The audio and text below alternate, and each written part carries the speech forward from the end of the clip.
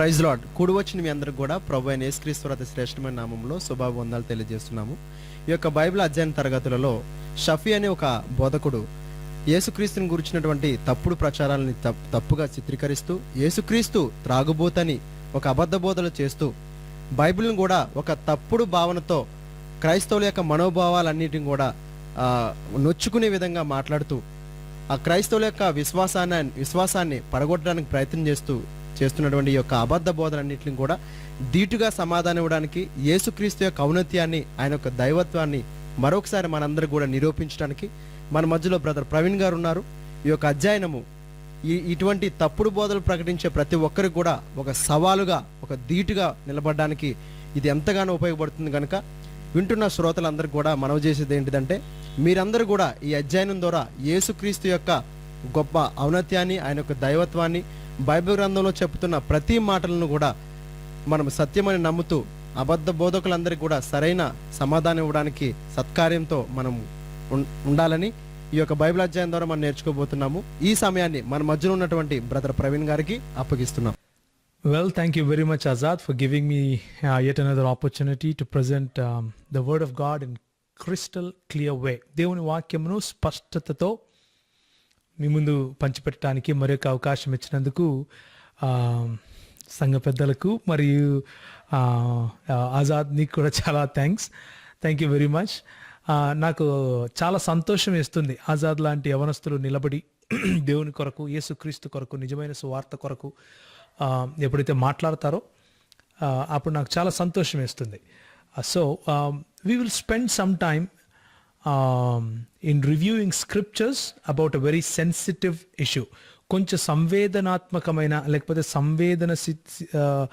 తో కూడినటువంటి ఒక అంశాన్ని మనం చూడబోతున్నాం.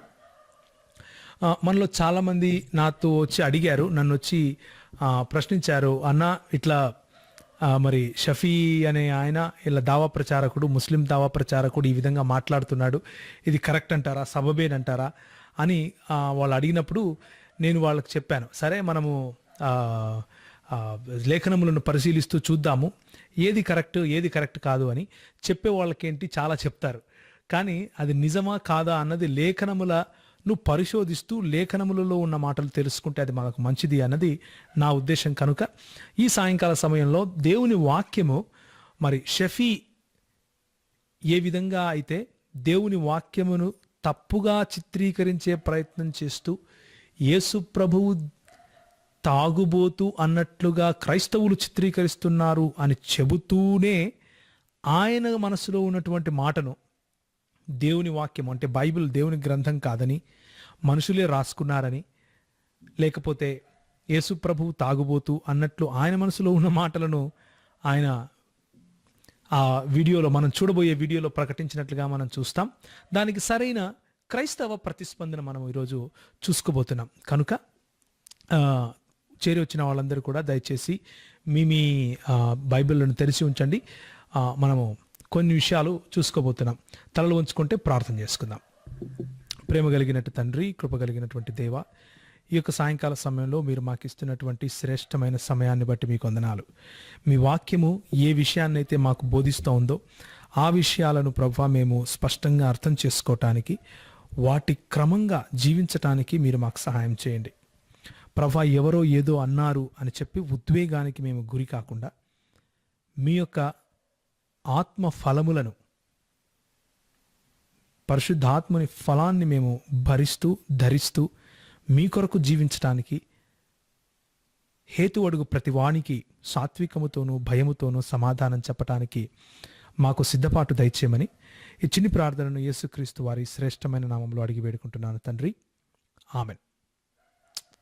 సరే స్నేహితులారా, my friends, thank you very much for coming over this evening once again, and let me start with a verse, and that is సామెతల గ్రంథము 20వ అధ్యాయము 1వ వచనము. సామెతల గ్రంథము 20వ అధ్యాయము 1వ వచనము. నేను తెలుగులో చదువుతాను, మీరు దయచేసి మీ భాషల్లో నన్ను అనుకరించండి. ద్రాక్షరసము వెక్కిరింతల పాలు చేయును, మద్యము అల్లరి పుట్టించును, దాని వశమైన వారందరూ జ్ఞానము లేనివారు. సో కొద్ది కాలం క్రితము మీరు మన సహోదరులు ఏ విధంగా అయితే నాకు తీసుకుని వచ్చి చెప్పారో ఆ వీడియోను నేను చూశాను. అందులో ఏముంటుందంటే షఫీ తను ఏదో క్రైస్తవులను తప్పుగా చిత్రీకరిస్తూ క్రైస్తవులు వారి దేవుడైనటువంటి వారు పూజించే యేసు ప్రభువును అదేదో త్రాగుబోతుగా చిత్రీకరిస్తున్నారు. మరి సరైన విశ్వాసిని అయినటువంటి నేను అంటే షఫీ గారు సరైన విశ్వాస అంట. ఆయన గనక వెళ్ళి మనం అడిగితే యేసు ప్రభువు తాగుబోతు అని ఎప్పుడూ ఒప్పుకోడంట, ఆయన అలా చేసుండరంట, యేసు ప్రభువును అవమానపరుస్తున్నామంట మనం.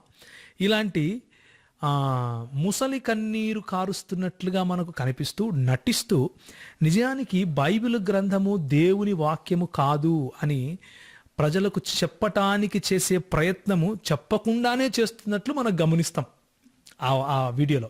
ఒకసారి ఈ వీడియో చూడండి. యేసు ఒక మద్యపాని అని బైబిల్లో వ్రాయబడి ఉండటము కడు శోచనీయము, చాలా బాధాకరమైన విషయము. లూకాసు వార్త 7వ అధ్యాయము 33-34 వాక్యాలు చూసుకున్నట్లయితే అక్కడ స్వయంగా యేసువారే మాట్లాడుతున్నారు. యేసువారు ఏం మాట్లాడుతున్నారు, యేసువారు ఏం వివరిస్తున్నారు చూడండి. యేసువారు ఏమంటున్నారు జాగ్రత్తగా. యేసువారు అంటున్నారు, బాప్తిజం ఇచ్చు యోహాను రొట్టె తినకయు ద్రాక్షరసము తాగకయు వచ్చెను, కనుక మీరు అతనిని దయ్యం పట్టిన వాడని అనుచున్నారు. మనుష్య కుమారుడు అంటే యేసు, మనుష్య కుమారుడు తినుచును త్రాగుచును వచ్చెను, కనుక మీరు అతనిని తిండిబోతును మద్యపానీయును అని అనుచున్నారు. ప్రజలు ఏమంటున్నారు, యేసును మద్యపాని, డ్రింకర్ అంటున్నారు, మద్యపాని అంటున్నారు. ఇక్కడ అనవచ్చు, యేసుని మద్యపాని అన్నది ప్రజలండి. ప్రజలు అన్నంత మాత్రాన యేసువారు మద్యపాని అయిపోతారా? ప్రజలు యేసువారిని దయ్యం పట్టిన వారు అన్నారు, యేసువారు దయ్యం పట్టిన వారు అయిపోతారా?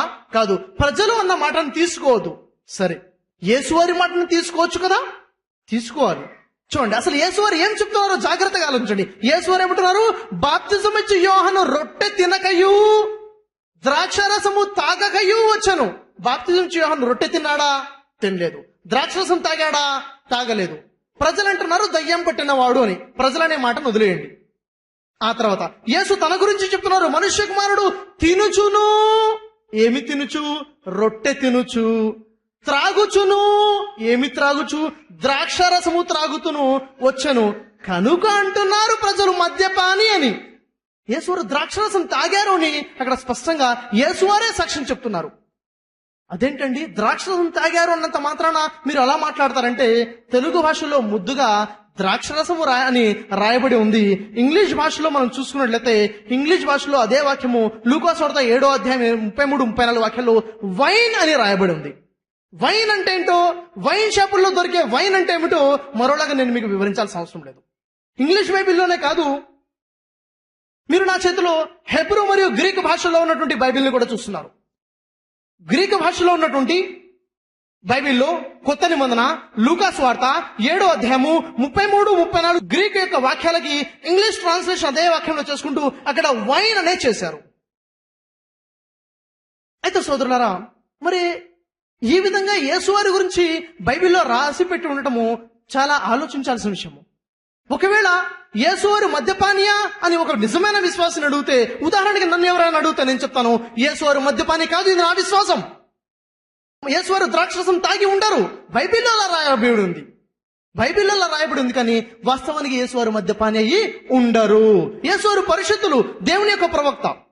సో లూకాసు వార్త 7వ అధ్యాయము 33-34 వచనాల్లో యేసు ప్రభువు వారు యోహాను అంటే బాప్తిసమిచ్చి యోహాను తినుచు త్రాగుచును రాలేదు కనుక ఆయనకు దయ్యం పట్టిందని, నేనైతే అంటే యేసు ప్రభు అయితే తినుచు త్రాగుచు వచ్చాడు కాబట్టి ఈయన తాగుబోతూ లేకపోతే తిండిపోతూ అని అంటున్నారు అని చెప్పి దాన్ని తీసుకుని యేసే తన్ను తాను త్రాగుబోతుగా చెప్పుకుంటున్నట్లు బైబిల్లో వ్రాయబడింది కాబట్టి యేసుకు అవమానకరమైన మాటలు బైబిల్లో ఉన్నాయి అని చెప్పే ప్రయత్నం చేశాడు.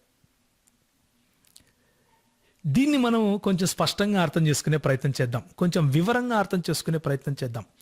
మొట్టమొదటిగా ఏ మెజర్మెంట్ అంటే ఏ కొలతనైతే షఫీ బైబిల్ పైన, యేసు ప్రభువు పైన, క్రైస్తవుల పైన, బైబిల్ పైన, యేసు ప్రభువు పైన, క్రైస్తవుల పైన ఏ కొలతనైతే ఉపయోగిస్తున్నాడో అదే కొలతను మనము ఖురాన్ పైన, ముస్లిముల పైన, వారి మతనాయకుడైనటువంటి మొహమ్మద్ గారి పైన ఉపయోగిస్తే ఎలా ఉంటుంది అని మనం మచ్చుకు చూస్తాం.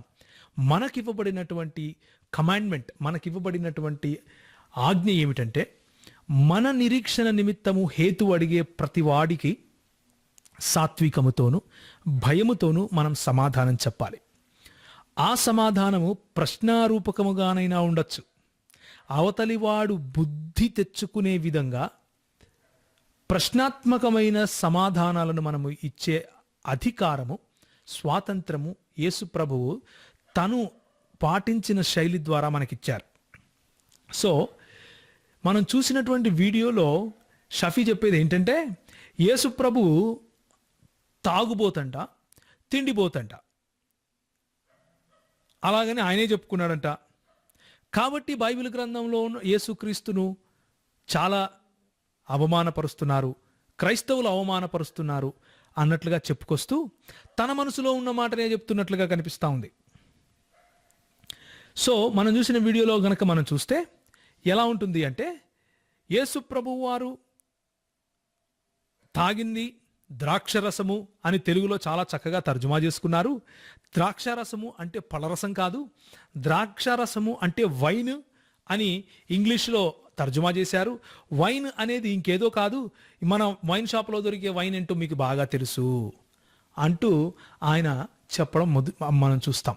అంటే యేసుక్రీస్తు ప్రభువు వారి సమయంలో ఉన్నటువంటి ఆ వైన్ ఈరోజు వైన్ షాపులలో దొరికే వైన్ ఒకటే అంటూ ఆయన చెప్పారు. సో వైన్ అన్న పదాన్ని గనక మనము అక్షరార్థకంగా తర్జుమా చేసి అది ఆల్కహాల్తో కూడిన త్రాగుబోతుతనాన్ని తీసుకొని వచ్చే ఈరోజు మద్యం షాపుల్లో దొరికే ఏ వైన్ అయితే ఉందో అదే వైన్ యేసు ప్రభువు వారు కూడా తాగారు అన్నట్లు షఫీ చెప్తుండటం చాలా ఫన్నీగా ఉంది.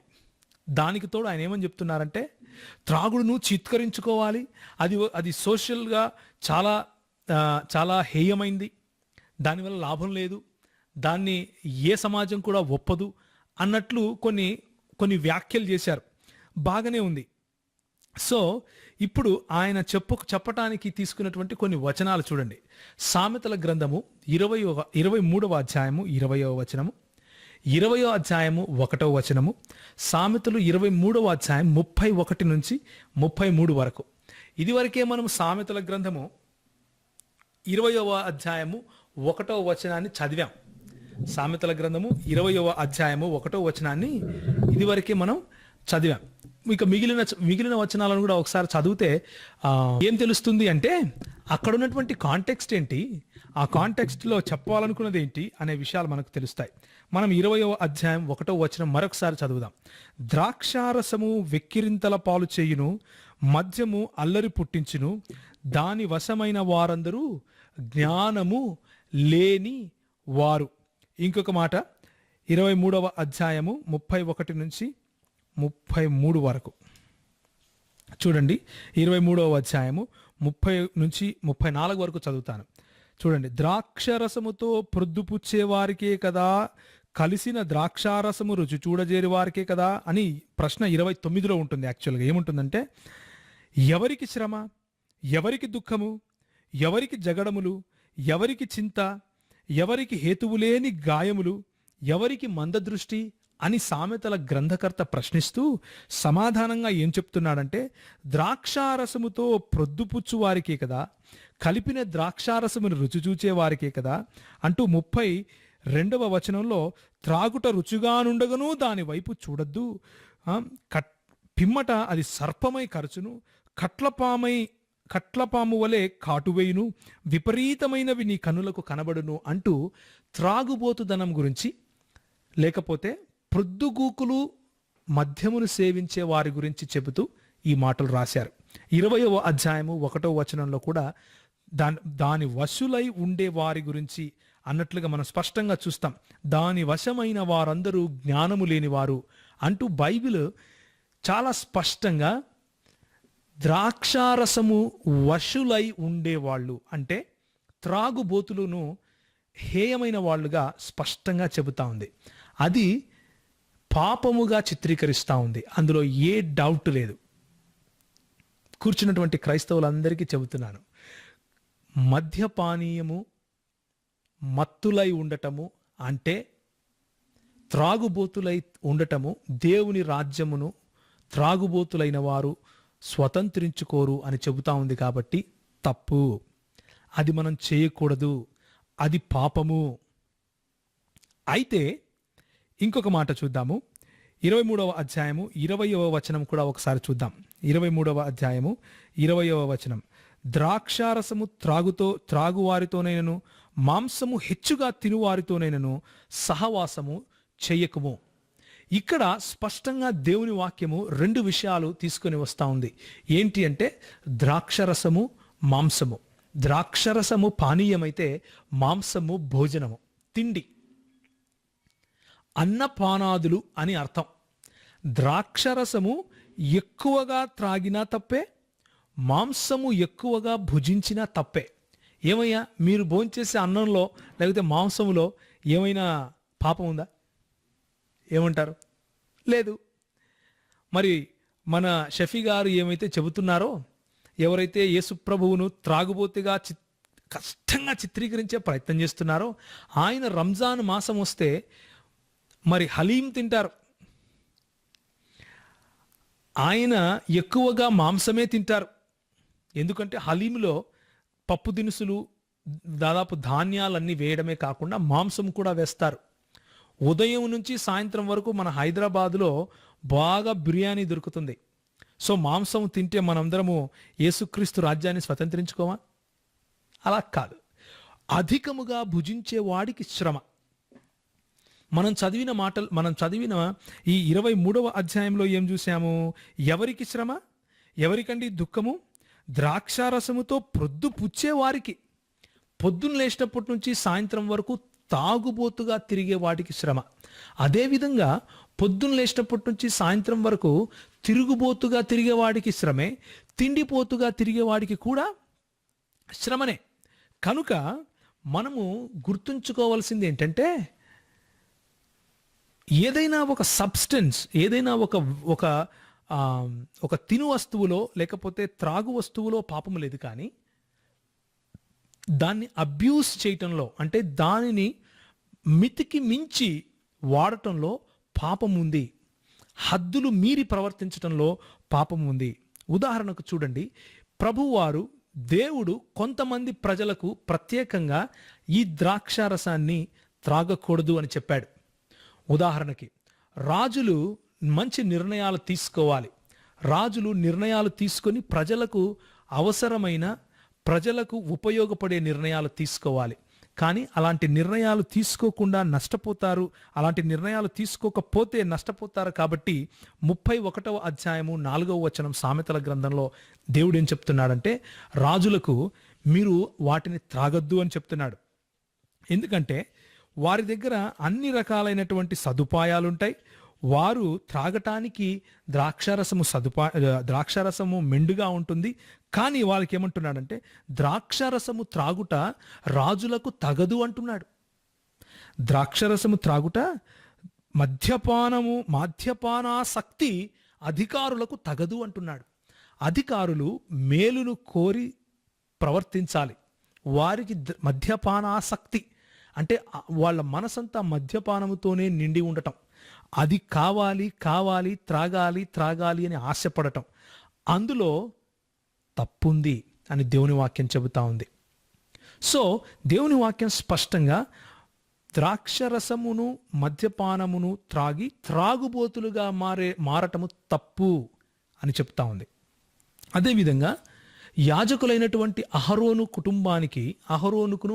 కుటుంబానికి ఎవరైతే దేవుడి కొరకు ప్రత్యేకింపబడ్డారో, ఎవరైతే దేవుని యాజకత్వపు సముదాయంగా పిలువబడ్డారో వారికి ద్రాక్షరసమును త్రాగకూడదు. అది మీరు త్రాగకూడదు. ఎందుకంటే మీరు చావకుండునట్లు, అంటే దేవునికి చేయవలసినటువంటి కట్టడలు విధులను విస్మరించి ప్రవర్తిస్తారు.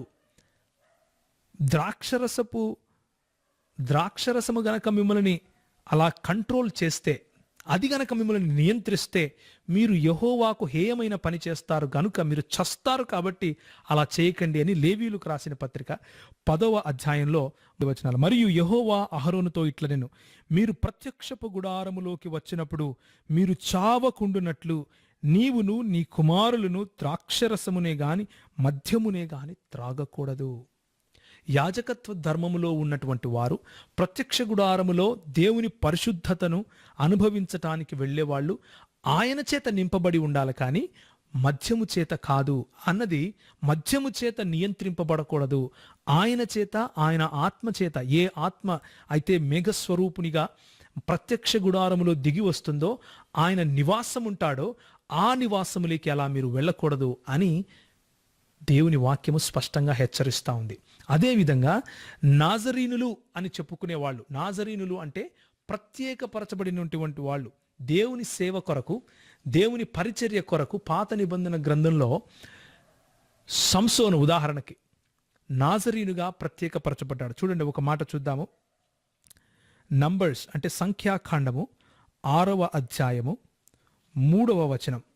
సంఖ్యాకాండము 6వ అధ్యాయము 3వ వచనం. తెలుగులో నేను చదువుతున్నాను, చూడండి దయచేసి. యెహోవా మోషేకు ఇలాగు సెలవిచ్చెను, నీవు ఇశ్రాయేలుతో ఇట్లను, పురుషుడే గాని స్త్రీయే గాని యెహోవాకు నాజీరగుటకు అంటే ప్రత్యేకముగా ఉండుటకు ఏం చేయాలి? మ్రొక్కుకొని తన్ను తాను ప్రత్యేకపరచకూడని ఎడల వాడు ద్రాక్షారస మద్యములను మానవలను ద్రాక్షారసపు చిరకనైనను మద్యపు చిరకనైనను త్రాగవలదు. సో అంత మాత్రమే కాదు, ప్రత్యేకముగా నుండి దినములన్నీ కూడా పచ్చికాయలే గాని పైతోలే గాని ద్రాక్ష వల్లిన పుట్టినది ఏది తినకూడదు. అంటే ద్రాక్ష రసము అంటే ద్రాక్ష పళ్ళు కానీ ద్రాక్ష పళ్ళ పైన చిలుకు కానీ ఏది కూడా ద్రాక్ష వల్లిలో పుట్టినది ఏది కూడా తినకూడదు అని ఒక సెరిమోనియల్ లాగా చెబుతున్నాడు. అంటే ప్రత్యేకపరచబడిన వాళ్ళు తీసుకునే కొన్ని నియమాల గురించి ఆయన చెప్తున్నాడు. నాజరీనులు అనే వాళ్ళ గురించి కేవలం ద్రాక్ష రసము తాగటమే కాదు, కానీ ద్రాక్ష పళ్ళు కూడా తినకూడదు, ద్రాక్ష పళ్ళ పైన ఉన్నటువంటి ఆ తోలు కూడా తినకూడదు. అంతేకాదు 5వ వచనంలో ఏముంటుందంటే, అతడు నాజీరగుటకు మ్రొక్కుకొనిన దినములన్నిటిలో మంగళ కత్తి అతని తల మీద వేయవలదు. అంటే పైన వెంట్రుకలు కత్తిరించుకోకూడదు, గడ్డము కానీ వెంట్రుకలు కానీ కత్తిరించుకోకూడదు అన్న విషయం కూడా మనం చూస్తాం. ఆయన నాజరీనులు అయ్యున్న వారు వాళ్లకు ఏదైతే నిషేధమో అది దేవుని ప్రత్యేకపరచుకున్నారు అన్నట్లు ఒక సూచనగా దేవుడు వాళ్లకు పెట్టాడు. సూచనగా పాత నిబంధనలో ఉన్న సూచనలన్నీ కూడా యేసు ప్రభువు వారిలో నెరవేరాయి. యేసు ప్రభువు వారిలో నెరవేరాయి గనుక మనము సూచనగా జరిగిపోయిన వాటిని పాటించటము కాదు, కానీ మన హృదయములను ప్రభువు ప్రత్యేకపరిచాడు. మన హృదయములకు ఆయన సున్నతి చేశాడు. మనము సున్నతి చేసుకొని మంగళకత్తి తల మీద పెట్టుకోకుండా గడ్డాలు పెంచుకొని టోపీలు పెట్టుకొని తిరగవలసిన అవసరము లేదు. మనకు దేవుడు మనల్ని ప్రత్యేకపరిచాడు. ఆయన సబ్బాతుకు ప్రభువు కనుక మనం సబ్బాతును ఆచరించవలసిన అవసరం లేదు. ఆయన నాజరీనులకు సైతము ప్రభువు కనుక మనము నాజరీనుల వంటి వారమై ఉండాల్సిన అవసరం లేదు. మనము ప్రత్యేకపరచబడ్డాం. ఎందుకు? యేసు క్రీస్తునందు ఇవన్నీ కూడా పూర్తయ్యాయి కాబట్టి. కాకపోతే కొంతమంది ముస్లిం సహోదరులు ఏమనుకుంటారంటే, నాజరీనులు అంటే యేసు కూడా నాజరీనే అని అనుకుంటారు. యేసు ప్రభువు నాజరీన్ కాదండి. యేసు ప్రభువు నజరేతు అనే పట్టణంలో పుట్టాడు కాబట్టి నజరేయుడైన యేసు అని పిలుస్తారు, అంతే. నజరేయునికి నాజరీనుకు చాలా వ్యత్యాసం ఉంది. ఇది కూడా ఒక మిస్కన్సెప్షన్. దాన్ని దయచేసి మీరు ఎవరైనా మీకు తగిలి ఇలాంటి మాటలు చెప్తే చెప్పండి వాళ్ళకి. సో ఇప్పుడు మనం స్పష్టంగా మనం చూడగలిగింది ఏంటంటే, దేవుని వాక్యము కొంతమందికి, అంటే నాజరీనులుగా వారిని ప్రత్యేకపరచుకున్న వారికి, దేవుడు ఎవరినైతే యాజకత్వ ధర్మంలోకి ప్రత్యేకపరచుకున్నాడో వాళ్ళకి ద్రాక్ష రసము కానీ, ద్రాక్ష పళ్ళు కానీ, దానిపైన తోలు కానీ, అంటే ద్రాక్ష వల్లి నుంచి వచ్చినది ఏది కూడా తినకూడదు, త్రాగకూడదు అని చెప్పాడు దేవుడు. అదేవిధంగా మంగలి కత్తి తల మీద పడకూడదు అని చెప్పాడు. అంత మాత్రాన మిగిలిన ఇశ్రాయేలీయులు ఎవరు ద్రాక్ష తినకూడదు, ద్రాక్ష వల్లిలో వచ్చిందేది తినకూడదు, మంగళ కత్తి పెట్టుకోకూడదు అని కాదు. అలా పెట్టుకున్నవారు దేవుని రాజ్యంలో స్వతంత్రించుకోరు అని అస్సలు కాదు. అదే కోవలో ఇంకొక వచనం చూద్దాము. చూడండి, కీర్తనలు 104వ అధ్యాయము 14 నుంచి 15 వరకు. కీర్తనలు 104వ అధ్యాయము 14 నుంచి 15 వరకు. పశువులకు గడ్డిని, నరుల ఉపయోగమునకు కూర మొక్కలను ఆయన మొలిపించుచున్నాడు. అందుమూలమున భూమిలో నుండి ఆహారమును, నరుల హృదయమును సంతోషపెట్టు ద్రాక్షరసమును, వారి మొగములకు మెరుగునిచ్చు తైలమును, నరుల హృదయమును బలపరచు ఆహారమును ఆయన పుట్టించుచున్నాడు. అంటే దేవుని వాక్యం స్పష్టంగా ఏం చెబుతోంది అంటే, ద్రాక్ష వల్లికి, ద్రాక్ష రసముకు కూడా సృష్టికర్త దేవుడై ఉన్నాడు. అది మనుషుల హృదయమును సంతోషపెట్టుటకు ఆయన మనకు ఇచ్చాడు అని దేవుని వాక్యం కీర్తనల గ్రంథము 104, 14, 15, 16 వచనాలలో చెప్తా ఉంది. అంత మాత్రాన త్రాగుబోతులుగా అయితే మాత్రం అది స్పష్టంగా తప్పు అని దేవుని వాక్యం చెబుతా ఉంది. There is a clear cut balance here.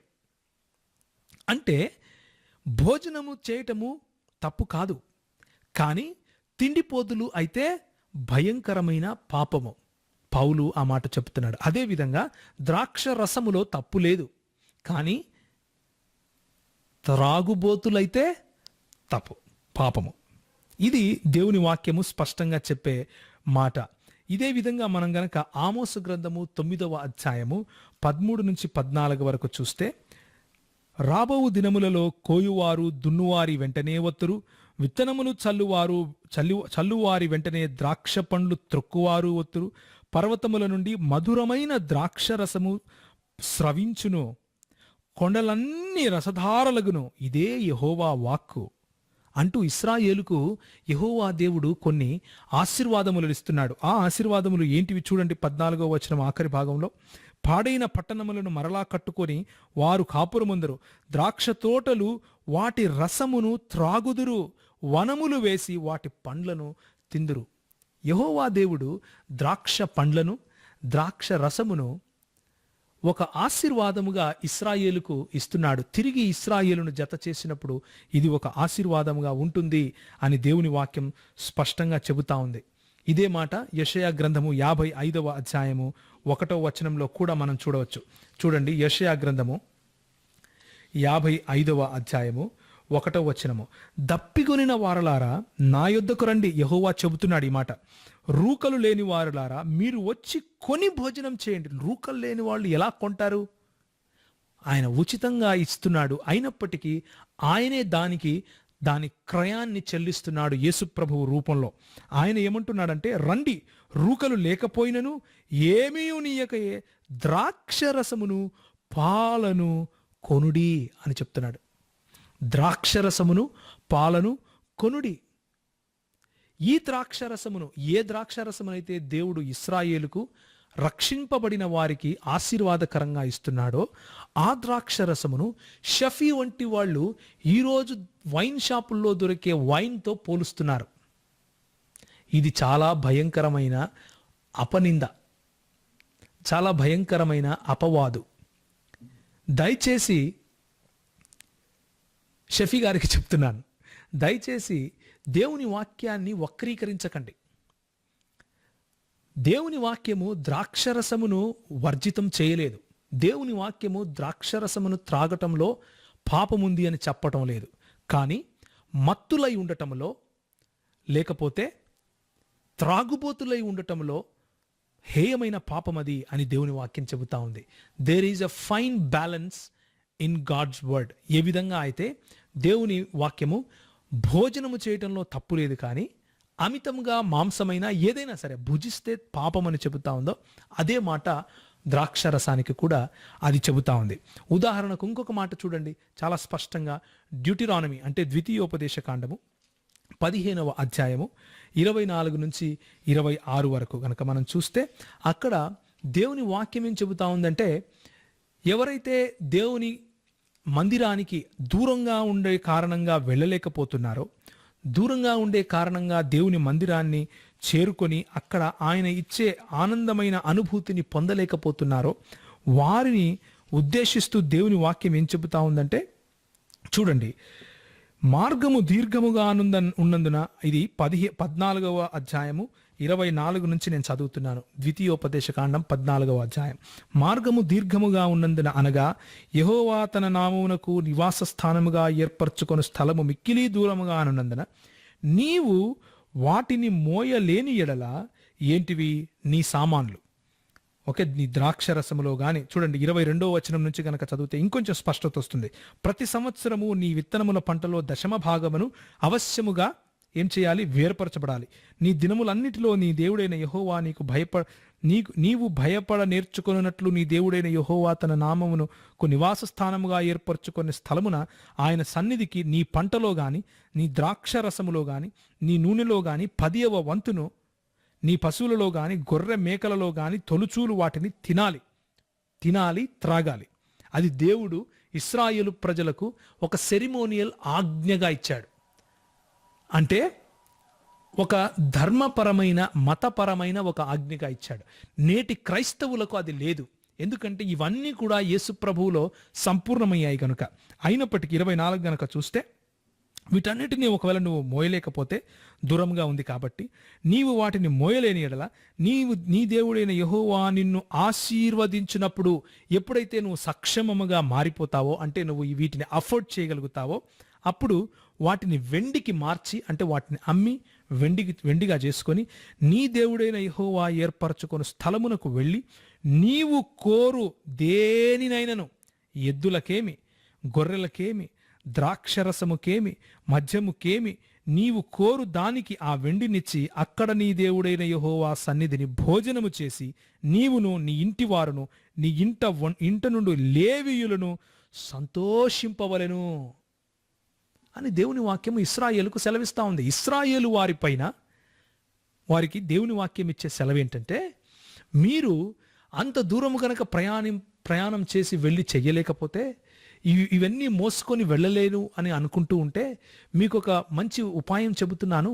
అదేంటంటే, వెళ్ళండి, మీ దగ్గర ఉన్న వాటిని అమ్మేసి వెండిగా చేసుకోండి. ఆ వెండినిచ్చి ఒక పశువును కానీ, ద్రాక్షరసాన్ని కానీ, మద్యాన్ని కానీ కొనండి. దేవుడు మిమ్మల్ని ఆశీర్వదించే ఆ ప్రదేశంలో కూర్చోండి. మీ ఇంటిల్లాదులు లేవీయులతో సహా కూర్చొని సంతోషించండి అని దేవుని వాక్యము ఇశ్రాయేలీయులకు సెలవిస్తూ ఉంది. దేవుని వాక్యం చెప్పే దాంట్లో సిగ్గుపడవలసిన అవసరం మాకేమీ లేదు. దేవుని వాక్యము చెప్పేదానిని తూచా తప్పకుండా తీసుకోవడంలో క్రైస్తవులకు ఏ ఇబ్బంది లేదు. దేవుని వాక్యం ఇంతవరకు మనం చూసుకున్నటువంటి దానిలో ఉన్న సత్యం, మనం నేర్చుకున్న సత్యం ఏంటంటే, నెంబర్ 1, దేవుడు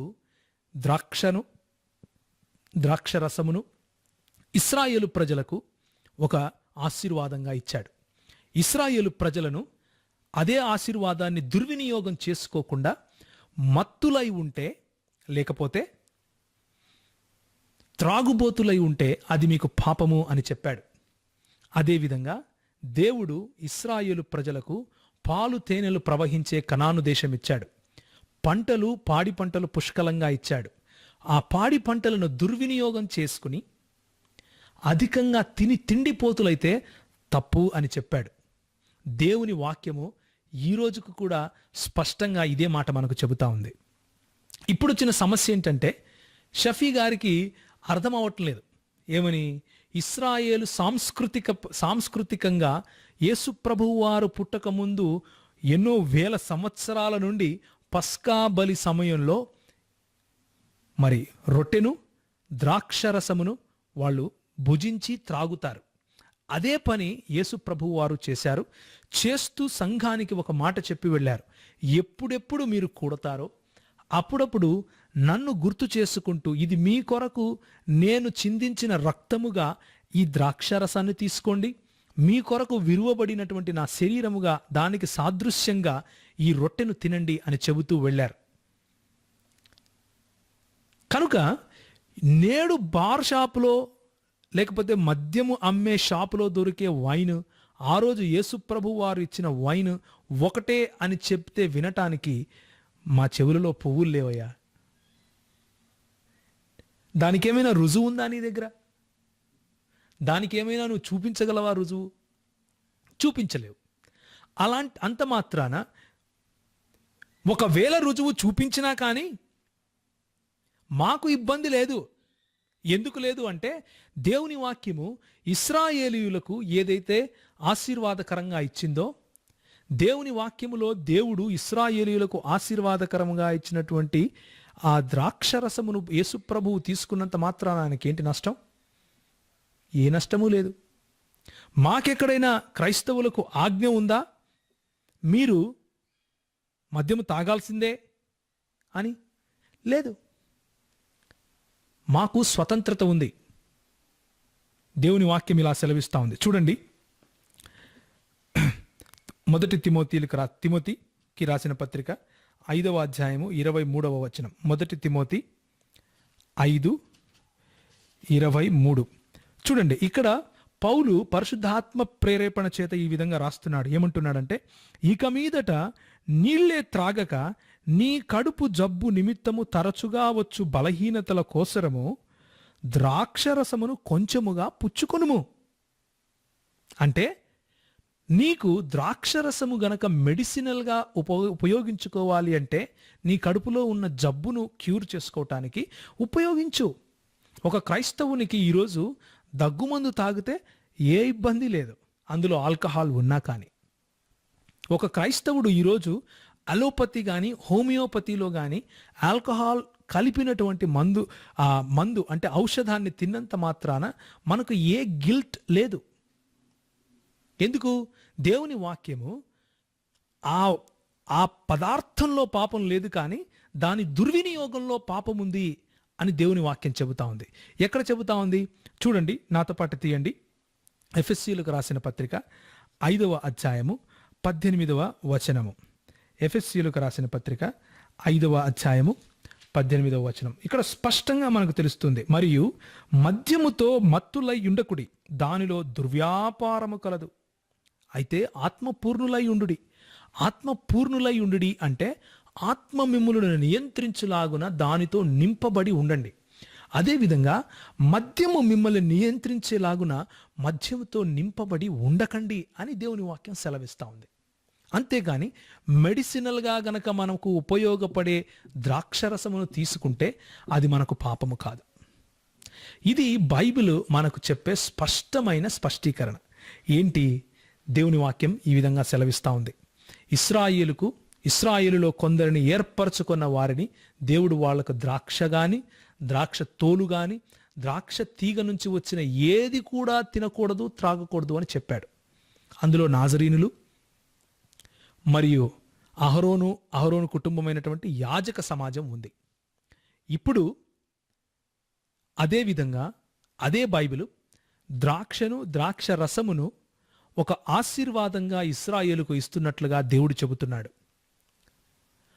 ఆ ఆశీర్వాదకరమైన ద్రాక్ష రసము రెండు కూడా అమితముగా దాన్ని సేవించి మత్తులై లేకపోతే త్రాగుబోతులై ఉంటే మాత్రం అది పాపము అని దేవుని వాక్యం సెలవిస్తూ ఉంది. సో ఇక్కడ మనకు బ్యాలెన్స్ స్పష్టంగా ఉంది.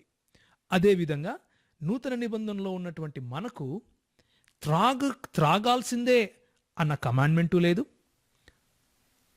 అదేవిధంగా జబ్బు పడి ఉంటే ద్రాక్షరసము చేత ఆ జబ్బు బాగవుతుంది అంటే దాన్ని త్రాగటంలో ఇబ్బంది లేదు. ఇది మనకున్నటువంటి స్వాతంత్రం. ఈ స్వాతంత్రాన్ని మనం ఎక్కడ చూస్తాము అంటే మొదటి కొరింథీయులకు రాసిన పత్రిక 6వ అధ్యాయము. మొదటి కొరింథీ, ఈ విషయాన్ని కూడా మన షఫీ గారు తీసుకొని వక్రీకరించినట్లుగా మనం చూస్తాం. అయితే బైబిల్లో 1 కొరింథీ 6వ అధ్యాయము 9 నుండి 11 వాక్యాలు చదివితే, మద్యపాని దేవుని రాజ్యానికి వారసుడు కానేరడు. మరి బైబిల్ ఇక్కడ ఎలా చిత్రీకరించిందంటే, యేసువారు ఏ స్థితికి దిగజాచారంటే, యేసువారు దేవుని రాజ్యానికి వారసుడు అవడానికి కూడా అర్హత లేని విధిగా ఇక్కడ చిత్రీకరించినట్టుగా మనకు కనబడుతుంది. మరొక విషయం చూస్తున్నట్లయితే, సమాజంలో ఎవరైనా ఒక వ్యక్తి తను తాగి చెడిపోతున్నాడంటే, ఏమోలే తాగాడు చెడిపోయాడు అతని ఇష్టం అన్నట్టుగా వదిలేస్తాం. ఎవరైనా ఒక వ్యక్తి తను తాగడమే కాకుండా ప్రజలకు కూడా తాపుతున్నాడు అంటే, ప్రజలను కూడా చెడగొడుతున్నాడు అంటే, ఒకసారి ఆలోచించండి.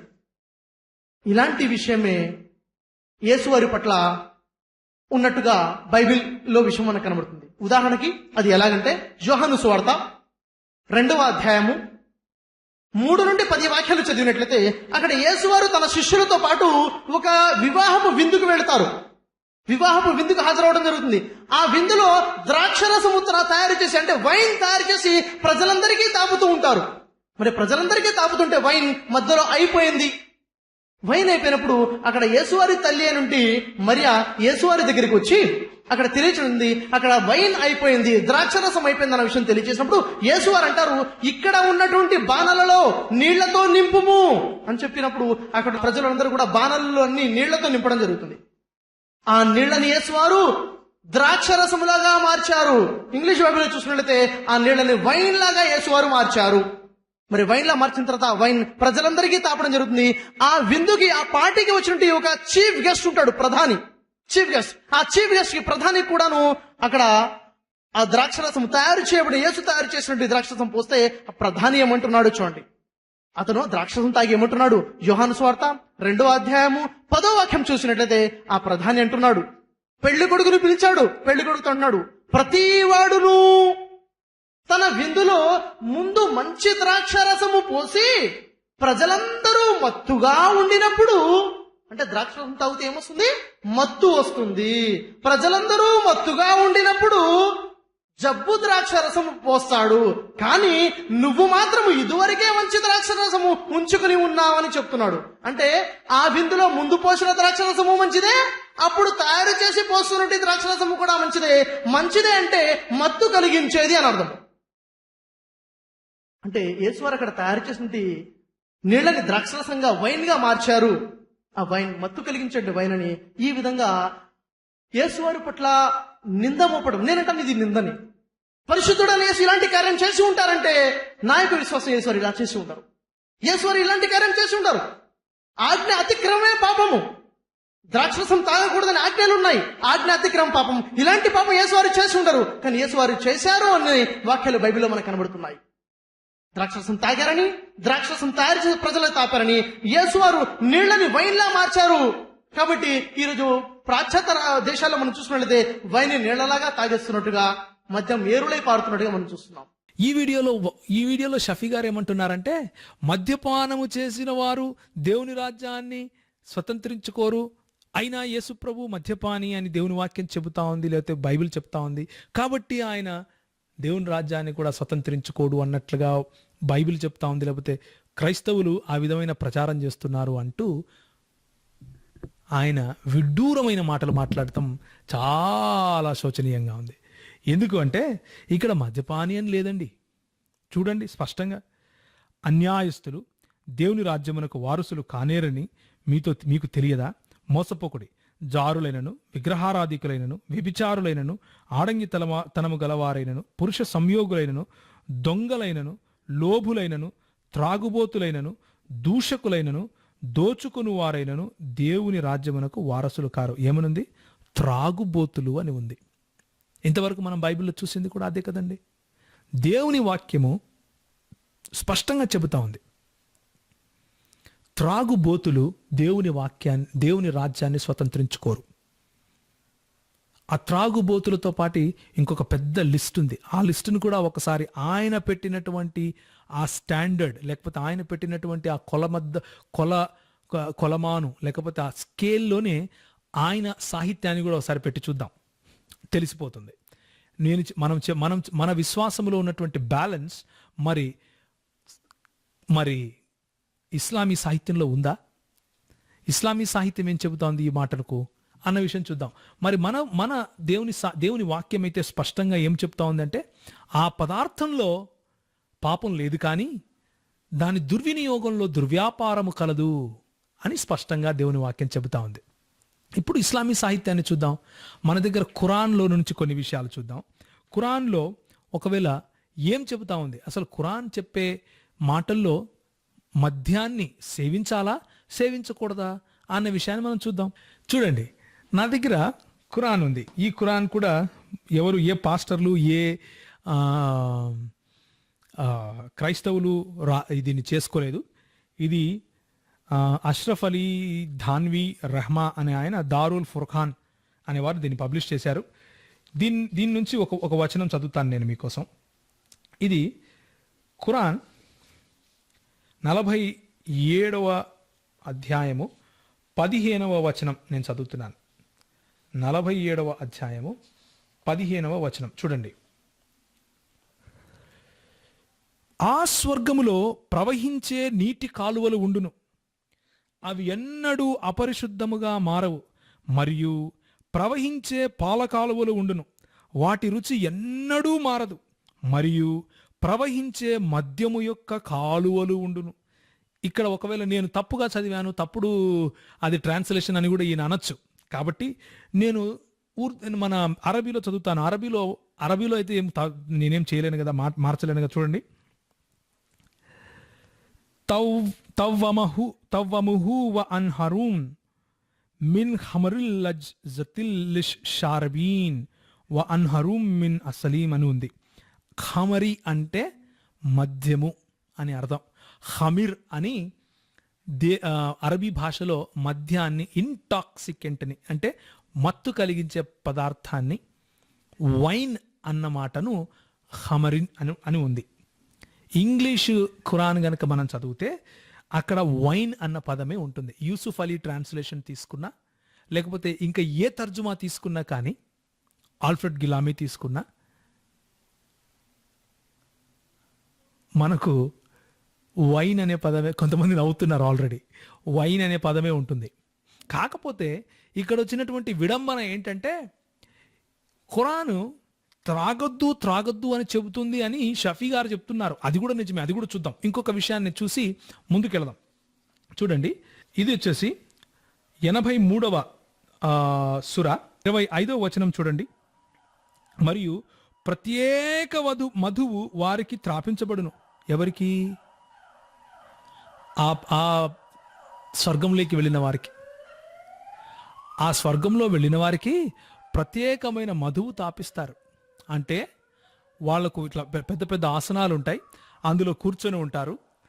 హూరీలు అంటే పెద్ద పెద్ద కన్నులు గల, పెద్ద పెద్ద ఛాతీ గల వాళ్ళు వచ్చి వారికి ఆ పారే ప్రత్యేక మధువుతో దాని ఏమంటారు, పారే జలపాతాల్లాగా పారే ఆ మధువు, ఆ మద్యాన్ని ఏరులై పారుతుంటుంది కదా, దాంట్లో నుంచి తీసుకొని వీళ్ళకి ఇలా పోస్తూ ఉంటే వీళ్ళు త్రాగుతూ ఉంటారు. ఇక్కడేమో వద్దు, అక్కడేమో ముద్దు. ఎందుకండి? ఇక్కడేమో వద్దు, తాగొద్దు, అక్కడికి వెళ్తే మాత్రం అదే పని, పొద్దున్నుంచి సాయంత్రం వరకు త్రాగుతూనే ఉంటారు. పొద్దున్నుంచి సాయంత్రం వరకు త్రాగితే మనం ఏం చూసాం? 23వ అధ్యాయం సామెతల్లో శ్రమ అని చూసాం. శ్రమ అని చూసాం. జాగ్రత్త పడాలి. మరి ఖురాన్ పోనీ ఈ విషయంలో ఖురాన్ స్పష్టతనేమైనా ఇస్తా ఉందా అని చూస్తే అలా కూడా కాదు. 5వ అధ్యాయము 90వ వచనం తీయండి. 5వ అధ్యాయము 90వ వచనం తీయండి. ఓ విశ్వాసులారా, మద్యము, జూదము మరియు అల్లాయేతర నామస్థానములు, జోస్యము ఇవన్నీ చెడుగల సైతాన్ కార్యములు. అంటే మద్యం తాగడం సైతాన్ కార్యం. కానీ పైకి వెళ్తే మద్యమే తాపిస్తుంటే అంటే పైన ఎవరున్నట్లు? షఫీ గారు చెప్పాలి, నాకేం తెలుసు. మద్యము తాగడము శైతాన్ కార్యము. షఫీ గారు నిజమైన ముస్లింగా చనిపోతే, అల్లాహ్ కరుణ ఆయన పైన ఉంటే ఆయన పరలోకంలోకి వెళ్తాడు. అక్కడ మాత్రం వెళ్ళినప్పటి నుంచి మద్యమే తాగుతాడు. సో అది ఎవరి స్థానము, ఎవరి కార్యము? షఫీ గారు చెప్తే సరిపోతుంది. ఈ సుర మరి వెలుగులో మాకు తెలియదు కదా, మీరే చెప్పాలి. 2వ అధ్యాయము 219. 2వ అధ్యాయము చూడండి. జనులు మీతో మద్యము గురించి జూదము గురించి అడుగుచున్నారు, మీరు తెలియజేయండి. ఆ రెండిట్లో లాభం కన్నా నష్టం అధికంగా ఉంది, మరియు ఘోర పాపములు అవి అయ్యున్నాయి. ఇక్కడేమో పాపమంట, అక్కడేమో పుణ్యమంట. ఎందుకండి? మద్యము వద్దు అని కొన్ని వచనాలు చెప్తున్నాయి, అదే మద్యాన్ని ఏరులై పారతాయి అంటూ ఇంకొన్ని వచనాలు చెప్తున్నాయి. బైబిల్ స్పష్టతనిస్తా ఉంది. ఏమని? ద్రాక్షరసములో పాపము లేదు, ద్రాక్షరసమును దుర్వ్యసనముగా గనక చేసుకుంటే అది ఒక పెద్ద పాపము, దుర్వ్యాపారము అని చెబుతా ఉంది. ఖురాన్ మాత్రం అలా కాకుండా, మరి షఫీ గారు పెట్టిన స్టాండర్డే, మనం పెట్టుకున్న స్టాండర్డ్ కాదు. ఖురాన్ స్టాండర్డ్ ప్రకారము కొన్ని వచనాలలోనేమో మద్యము తాగకూడదు, అది సైతాన్ నుంచి వస్తుంది అని చెబుతా ఉంది. అదే మద్యాన్ని ఏరులై ఎక్కడ? స్వర్గలోకంలో ప్రవహించేలా చేస్తూ ఉంది. హూరీలు వచ్చి అది తీసి పోస్తూ ఉంటే వీళ్ళు త్రాగుతూ ఉంటారంట. ఇదెక్కడి చోద్యం అండి? ఇదెక్కడి పరలోకము? ఇదెక్కడి స్వర్గము? ఇక్కడ తప్పైనది అక్కడ ఒప్పెందుకు? ఇక్కడేమో వద్దు, అక్కడేమో ముద్దు. ఎందుకు? ఆలోచించి చూడాలి. కాబట్టి మన ఇల్లు అద్దాలతో కట్టుకున్నప్పుడు అవతలి వాడి ఇంటిపైన రాళ్ళు వేయటం మంచిది కాదు. సో బైబిల్ తప్పు అని ప్రూవ్ చేస్తూ ఖురాన్ తప్పు అని మీరే ప్రూవ్ చేసుకుంటున్నారు. బైబిల్లో మద్యము సేవించవచ్చు అని రాసుంది కాబట్టి బైబిల్ తప్పు అనేది మీ స్టాండర్డ్ అయితే, ఖురాన్లో చనిపోయి పరలోకం వెళ్ళిన తర్వాత అక్కడ మద్యము ఏరులై పారుతుంది అని చెబుతూ ఉంటే ఖురాన్ కూడా తప్పే కదా మీ స్టాండర్డ్ ప్రకారం. నేను అనటం లేదు, ఆలోచించాలి. ఇంకొక మాట, యేసు ప్రభువును త్రాగుబోతుగా బైబిల్ మరియు ఎవరు క్రైస్తవులు చెబుతున్నారు అంటూ ముసలి కన్నీరు కారుస్తున్నట్లుగా మనం చూస్తాం. అది నిజమా అన్న విషయం కనుక చూస్తే, అదే స్టాండర్డ్ కనుక అందరి ప్రవక్తలకు పెడితే, మరి యేసు ప్రభువు వారిని ఒక ప్రవక్తగా చూస్తూ, అయ్యో ప్రవక్త అలా త్రాగి ఉండడు, ఎప్పటికీ త్రాగడు, నన్ను ఒక మంచి విశ్వాసిని గనక అడిగితే నేను మాత్రం త్రాగలేదని చెబుతాను అంటూ బుకాయించే షఫీ గారు మరి దీనికి ఆన్సర్ చెప్పాలి. ఏమని? మొహమ్మద్ గారు ప్రవక్త కదా మీకు, ఆయన చేసినవన్నీ మీరు చెయ్యాలి, ఆయనను అనుసరించాలి. ఆయన ఏ విధంగా చేతులు కడుక్కుంటే ఆ విధంగా చేతులు కడుక్కోవాలి, ఏ విధంగా తల దువ్వుకుంటే ఆ విధంగా తల దువ్వుకోవాలి, ఏ విధంగా ఆయన తన రోజువారీ కార్యాలు చేశాడో అదే విధంగా మీరు చేయాలి అంటూ హదీసులు మీకు నేర్పించేవన్నీ తూచా తప్పకుండా పాటించే మీరు మరి దీనికి సమాధానం చెప్పాలి. దేనికి? చూడండి, మరి ఏ కొలతనైతే మీరు బైబిల్ పైన క్రైస్తవుల పైన ఆపాదిస్తున్నారో అదే కొలతను గనక మీ పైన మీరు ఆపాదించుకుంటే, చూడండి, సాహీ ముస్లిం వాల్యూమ్ నెంబర్ 6, ఇది ఇమాం ముస్లిం రాశాడు. క్రైస్తవ పాస్టర్లు లేకపోతే ఇవాంజలిస్టులు లేకపోతే మిషనరీలు రాసుకోలేదు. అబ్దుల్ హమీద్ సిద్దికీ అనే ఆయన దీనిని ఇంగ్లీష్లో తర్జుమా చేశాడు. ఇక్కడ విడ్డూరం ఏంటంటే, చూడండి, చాప్టర్ 9 దీని హెడ్డింగ్ ఏంటంటే పర్మిసిబిలిటీ టు యూజ్ వైన్ అని ఉంది. అంటే మద్యాన్ని త్రాగటానికి permission, not strong and has not turned into intoxicant. అంటే అది కొంచెం స్ట్రాంగ్గా ఉండకూడదు, అదొకటే. వైన్ తాగొచ్చు. నేను చెప్తున్నానా? సహీ ముస్లిం చెప్తా ఉంది. చూడండి, 2004 ఇక్కడ మీకు కనిపిస్తూ ఉంటుంది బహుశా 2004 ఇబ్న్ అబ్బాస్ అనే ఆయన రిపోర్ట్ చేస్తూ ఏమంటున్నాడంటే, wine was prepared for Allah's messenger. Mohammed గారి కోసం వైన్ తయారు చేశారు. In the beginning of the night, అంటే ఈరోజు సాయంత్రం చేశారు. ఆయన మార్నింగ్ తాగాడు, అంటే మరుసటి రోజు తాగాడు, ఆ మరుసటి రోజు నైట్ తాగాడు, ఆ మరుసటి రోజు ఉదయం తాగాడు, ఆ మరుసటి రోజు నైట్ తాగాడు, అంటే 2 రోజులు కంప్లీట్గా తాగాడు. After that upon the afternoon, అంటే 3వ రోజు మధ్యాహ్నం కూడా తాగాడు. ఆ తరువాత ఇంకేదైనా మిగిలింటే తన సేవకునికి ఇచ్చేసి మిగిలింది పారబోయండి అని చెప్పాడు. నేను చెప్తున్నానా? సహీ ముస్లిం చెప్తా ఉంది. అక్కడ వైన్ అన్నది ఈరోజు మందు షాపుల్లో దొరికే వైన్ అయితే ఇక్కడ వైన్ ఈరోజు మందు షాపుల్లో దొరికే వైన్ ఎందుకు కాదయ్యా? పోనీ ఇంకొకటి చూద్దాం. 2004 R1. మళ్ళీ అదే అబ్బాస్ చెప్తున్నాడు, wine was prepared for Allah's messenger in the water skin. ఈ వాటర్ స్కిన్లో వైన్ తయారు చేయడము అనేది అనాది కాలం నుంచి వస్తున్నటువంటి ప్రథ. ఈ పద్ధతిని అరబ్బులు ఎలా చేస్తారో అదేవిధంగా ఇస్రాయేలీలు కూడా చేసేవాళ్ళు. వాళ్ళ నీళ్ల తిత్తులలో వాళ్ళు వైన్ స్కిన్స్ అంటారు వీటిని, అంటే చర్మపు తిత్తులు. వాటిలో నీళ్లు ఏ విధంగా అయితే ముంచుకొని వచ్చేవాళ్ళో అదేవిధంగా ద్రాక్షరసమును ముంచుకొని వచ్చేవాళ్ళు. వైన్ స్కిన్స్ అంటారు. నీళ్ల తిత్తులు, ద్రాక్ష రసపు తిత్తులు, తిత్తుల్లో చేసినటువంటి వైన్ను వాళ్ళు పెట్టేవాళ్ళు. వాళ్ళ దగ్గర ఎక్కువ సమయము అది ఉండేది కాదు. వాళ్ళు ఒకరోజు చేసుకుంటే మూడో రోజు మళ్ళీ చేసుకోవాలి. ఈరోజు మన ఇంటికి వస్తే మనం ఏమయ్యా టీ తాగుతావా, కాఫీ తాగుతావా అని అడుగుతాం. అదేవిధంగా మనం గనక ఆ కాలంలో వాళ్ళ ఇంటికి వెళితే కాస్త వైన్ తాగుతారా అని అడుగుతారు. ఇది సాంస్కృతికంగా వాళ్ళు చేసే వాళ్ళ పద్ధతి. ఈరోజు మన హైదరాబాద్లో ఎవరైనా వస్తే బిర్యానీ పెడతాం.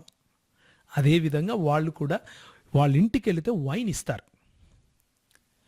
అదేవిధంగా మొహమ్మద్ గారు కూడా ఒకరి ఇంటికి వెళ్ళారు. ఎవరింటికి వెళ్ళారు చూడండి. 2008 Sahih Muslim volume number 6 2008. Anas reported, I served drink to Allah's messenger in this cup of mine honey, wine, water and milk. Honey, wine, water and milk. ఆయన వాళ్ళ ఇంటికి వెళ్తే ఆయనను అడిగాడు. ఏమని అడిగాడు చూడండి. హీ దెన్ సెట్ టు సాల్, సర్వస్ డ్రింక్. ఎవరు? మొహమ్మద్ గారే చెప్తున్నారు, మాకు త్రాగటానికి ఇవ్వండి. He, Saul said, I brought out for them this bowl containing drink and served them. Abu Hazaima said, Saul brought out this cup for us and we also drank from that. Then Umar bin Abed al-Aziz asked him to give that cup as a gift to him and he gave it to him as a gift. అందులో ఏముంది? I served drink to Allah, honey, wine, water and milk. ఇది ఆ drink. పోనీ ఇంకొక మాట, ఇది స్పష్టంగా లేదనుకుంటే 2005 ఇందులో ఏముంది చూడండి. ఐ మెట్ ఆయిషా గారిని ఆయన కలిశాడు. ఎవరు? తుమమ అనే ఆయన కలిసి, ఏమమ్మా అండ్ ఆస్టర్ అబౌట్ వైన్, ఆ వైన్ గురించి అడిగాడు. అడిగితే ఆమె ఏమనిందంటే, ఇదిగో ఒక ఒక ఒక ఒక స్త్రీ ఉంది, ఆయిషా కాల్డ్ అన్ అబిస్సీనియన్ మెయిడ్. అబిస్సీనియాకు చెందినటువంటి ఒక పనికత్తె ఉంది, ఆమె చేస్తూ ఉంటుంది ప్రవక్త గారికి ఎప్పుడు వైన్. ఆమెను అడుగు అంటే ఆమెను వెళ్ళి అడిగాడు. అడిగితే I prepared wine for him in a water skin in the night and tied its mouth and then suspended it అంటూ ఆమె ప్రక్రియ ఏ విధంగా వైన్ తయారు చేస్తుందో చెప్పింది. దీన్నే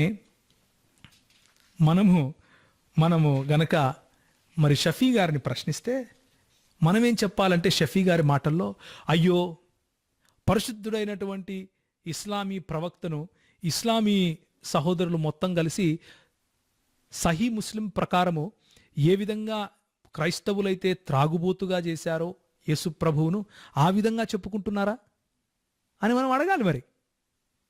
మరి షఫీ గారు ఏం చెప్తారో దానికి.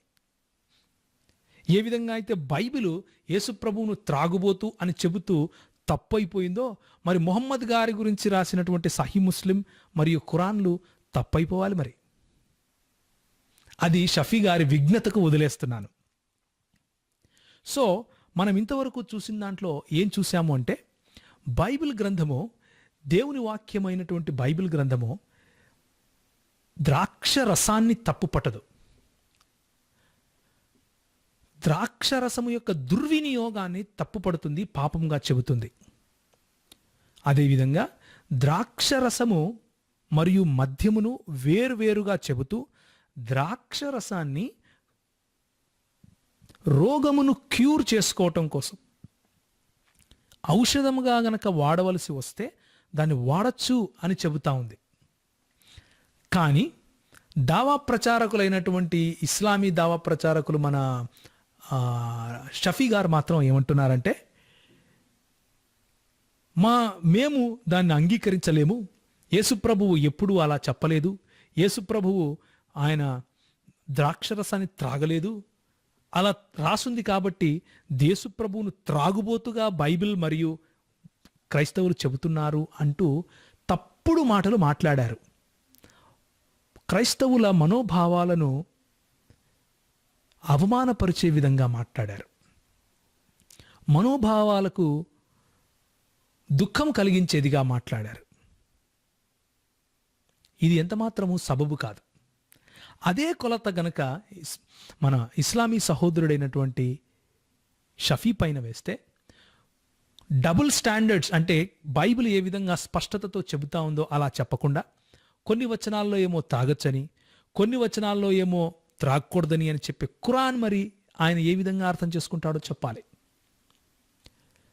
మొహమ్మద్ గారిని అనుసరించే, అన్ని విధాలుగా అనుసరించే షఫీ గారు మరి సహీ ముస్లింలో వాళ్ళు రాసుకున్నటువంటి దాని ప్రకారం మొహమ్మద్ గారిని యేసు ప్రభువు త్రాగుబోతూ అన్నట్లుగా అంటాడా అని నేను ప్రశ్నిస్తున్నాను. అది వారి విఘ్నతకే విడిచిపెడుతున్నాను. మరి ఇస్లామీ సహోదరులందరినీ నేను అడుగుతున్నాను, ఇదేనా మీ దావా ప్రచారకుడు చెప్పే మాటలు? ఇదేనా మీరు ఆయన ఇలాంటివి ప్రవక్తల గురించిన అవమానకరమైన మాటలు మాట్లాడుతూ ఉంటే మీరు మీ ధర్మంలో ఇదే నేర్పించారా మీకు? షఫీ లాంటి వారిని సహించమని మీ ధర్మం చెబుతా ఉందా అని నేను నివ్వెరపోతున్నాను. దయచేసి మీరు మీ షఫీ మాట్లాడుకోవాలి. అది నాకు కొంచెం బాధ కలిగించినా, మాకు కొంచెం బాధ కలిగించినా, మా ప్రభువు మాకు నేర్పించింది ఏంటంటే సాత్వికముతోనూ భయముతోనూ సమాధానం చెప్పాలని. అందుకనే సాత్వికముతో భయముతో నేను మీతో మాట్లాడుతున్నాను. మీరు దేవుని కృపను కోల్పోకూడదు అన్న భయము, అదేవిధంగా యేసుకున్నటువంటి సాత్వికము నాకు రావాలి అన్న సాత్వికము. ఇక మన సబ్జెక్టుకు ఇంకొకసారి వస్తే, 1 కొరింథీయులకు రాసిన పత్రిక 6వ అధ్యాయాన్ని కోట్ చేస్తూ ఆయన ఏమన్నాడంటే, దయచేసి ఒకసారి చూడండి. 1 కొరింథీయులకు రాసిన పత్రిక 6వ అధ్యాయాన్ని కోట్ చేస్తూ ఏమన్నాడంటే, ఆయన 10వ వచనాన్ని చదువుతూ, దొంగలైనను లోభులైనను త్రాగుబోతులైనను దూషకులైనను దోచుకుని వారైనను దేవుని రాజ్యమునకు వారసులు కారు అంటూ ఆయన చెబుతూ, యేసు ప్రభువు కూడా దేవుని రాజ్యాన్ని స్వతంత్రించుకోలేని వాడు అన్నట్లుగా చిత్రీకరించే ప్రయత్నం చేశాడు. మరి ఇదే కొలత ప్రవక్త గారైనటువంటి మొహమ్మద్ గారి పైన ఆపాదిస్తే మీరు అదే స్టేట్మెంట్ ఇస్తారా? మీరు అదే మాట చెబుతారా అని నేను ప్రశ్నిస్తున్నాను సవినయంగా. ఇంకొక మాట, యేసు ప్రభువు వారు అబద్ధ ప్రచారకులు, అబద్ధ బోధకులు వస్తారు అని చెబుతూ ఏమన్నారంటే, వారి ఫలములను వలన మీరు వారిని తెలుసుకుందురు అన్నాడు. వారి ఫలములు.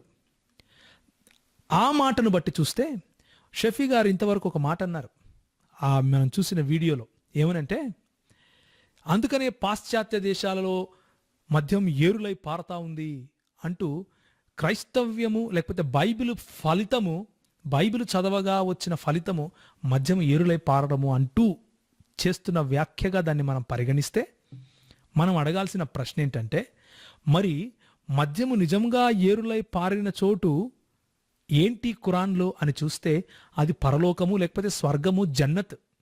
అందుకనే కాబోలు హైదరాబాద్లో కానీ మరి మిగిలిన చాలా చోట్ల మన ఇస్లామీ సహోదరులు పాశ్చాత్య దేశాల వైపు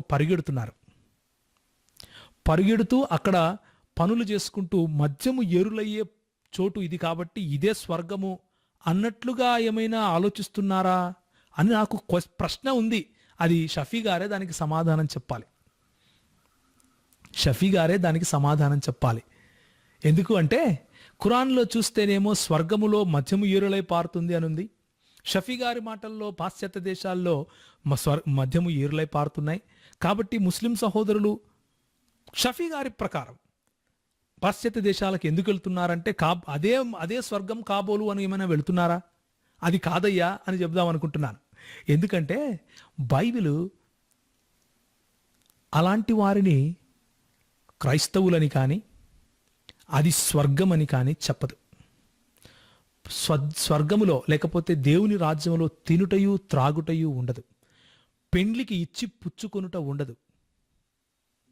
righteousness, peace and joy in the Holy Ghost అన్నది బైబిల్ చెప్పే సత్యం.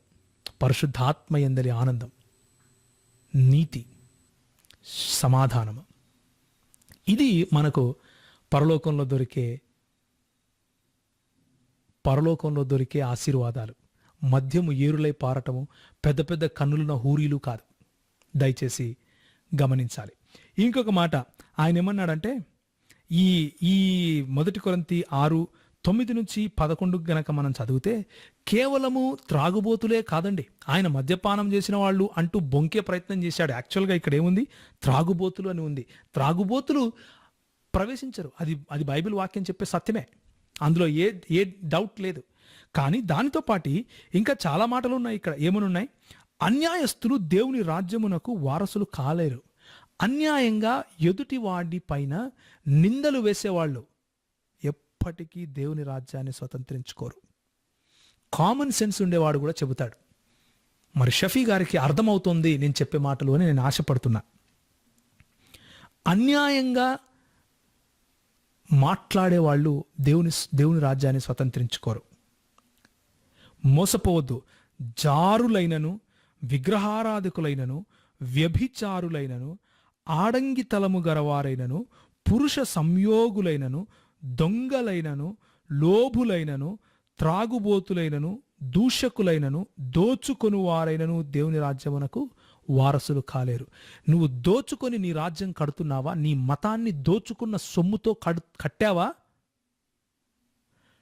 నువ్వు దేవుని రాజ్యాన్ని స్వతంత్రించుకో. షఫీ గారికి తెలుసు నేను ఎవరి గురించి మాట్లాడుతున్నాను. దోచుకున్న సొమ్ముతో నీ మతాన్ని కట్టుంటే నీవు దేవుని రాజ్యాన్ని స్వతంత్రించుకోలేవు. 2, దూషకులు, ఎదుటివాణ్ణి దూషించే స్వభావం గనక ఉంటే నీవు దేవుని రాజ్యాన్ని స్వతంత్రించుకోవు. త్రాగుబోతులు, ఈ విషయం ఆల్రెడీ చూసాం. దొంగలు అంటే ఎవరో తీర్థయాత్రలకు వెళుతూ ఉంటే వాళ్ళను కొట్టి వాళ్ళ సొమ్ము తీసుకోవడాన్ని దొంగతనం అంటాం.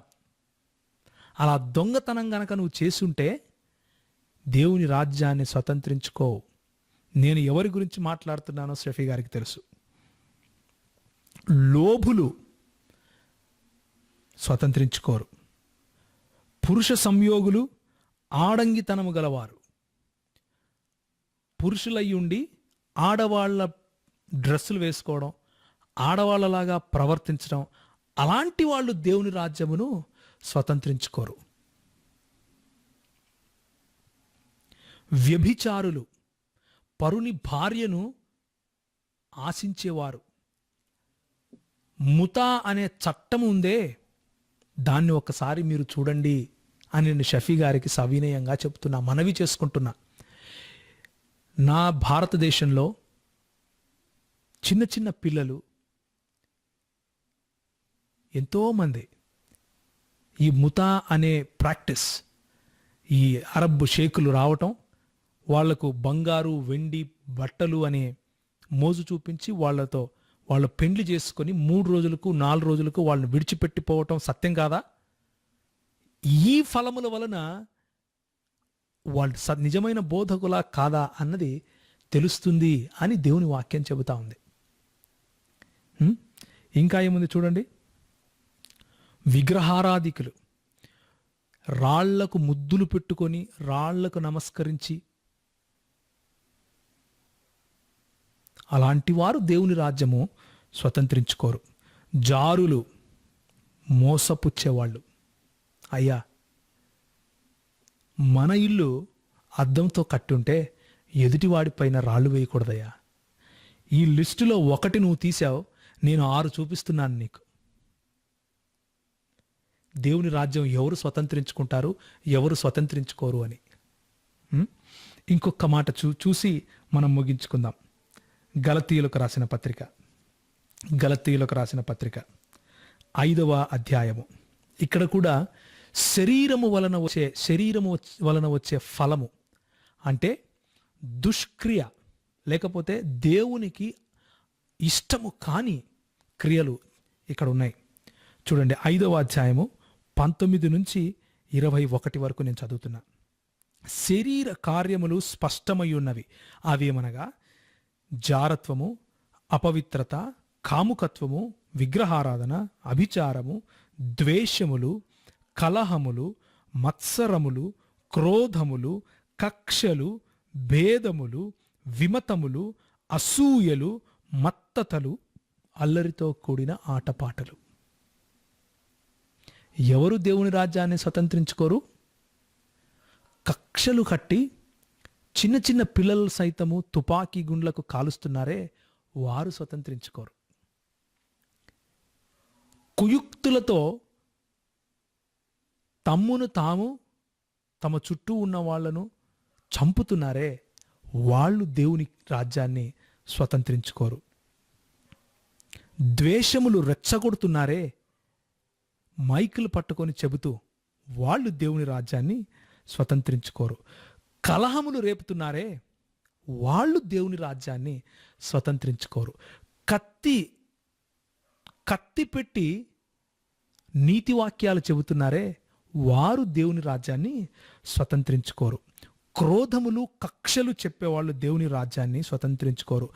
జారత్వము చేసేవాళ్ళు, అంటే జారత్వము అంటే దేవుడిచ్చిన భార్య కాకుండా ఇంకా ఎక్కువ మందిని ఆశపడి ఎవరైతే వారితో కలిసి ఉంటున్నారో, పెండ్లి అన్న పేరైనా సరే పెట్టుకొని, వారు దేవుని రాజ్యాన్ని స్వతంత్రించుకోరు. అపవిత్రత, కాముకత్వము, ఎదుటోడి భార్యను నాకు కావాలి అని ఆశిస్తే దేవుని రాజ్యాన్ని స్వతంత్రించుకోవయ్యా, జాగ్రత్తగా ఉండాలి. ఎదుటోడి భార్యను, వాడు క్రైస్తవుడైనా వేరే మతానికి చెందినవాడైనా, ఎప్పటికీ దేవుని రాజ్యాన్ని స్వతంత్రించుకోడు. షఫీ గారు చెప్పిన స్టాండర్డే. షఫీ గారు బైబిలు, క్రైస్తవులు మరియు క్రీస్తు పైన ఏ కొలతనైతే పెట్టాడో అదే కొలతను మనము ఖురాన్, ముస్లిములు మరియు ముహమ్మద్ గారి పైన పెట్టి చూస్తున్నాం. మరి దానికి సమాధానం షఫీ గారే చెప్పాలి. నా ఉద్దేశంలో అయితే ప్రవక్తలు త్రాగుబోతులు కారు, మత్తు అనేది లేకపోతే త్రాగుబోతులుగా లేరు. నా ఉద్దేశంలో దేవుని వాక్యము త్రాగుబోతుదనాన్ని హెచ్చించదు, త్రాగుబోతుదనాన్ని చెయ్యమని చెప్పదు. నేను నమ్మే బైబిల్ గ్రంథం నుంచి దాన్ని స్పష్టంగా చూపించాను.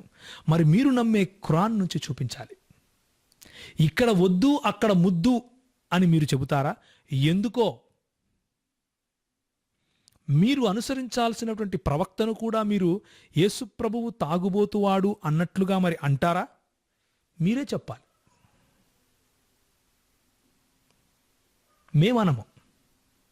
మాకు మా ప్రభువు నేర్పించినటువంటి గుణం ఏంటంటే సాత్వికత, ఎదుటివాడిని గౌరవించటం. కనుక మీ విఘ్నతకే మీకు ఈ ప్రశ్నలను వదిలేస్తున్నాను. చేరి వచ్చిన క్రైస్తవులకు, ఈ వీడియో చూస్తున్నటువంటి వారికి కూడా చెప్పే ఒకే ఒక విషయం ఏంటంటే, మోసపూరితమైన మాటలు నమ్మకండి. చక్కగా దేవుని వాక్యాన్ని చేతిలోకి తీసుకొని చదివి దానిలో ఉన్న సత్యాసత్యాలు మీరు బేరూజు వేసుకుని ఒక సరైన అవగాహనకు రావాలని ప్రభువు పేరట మేమందరికీ మనవి చేస్తున్నాను. మన దేవుడైనటువంటి యేసు ప్రభువు మనందరినీ ఆశీర్వదించి బలపరచునుగాక. ఆమెన్.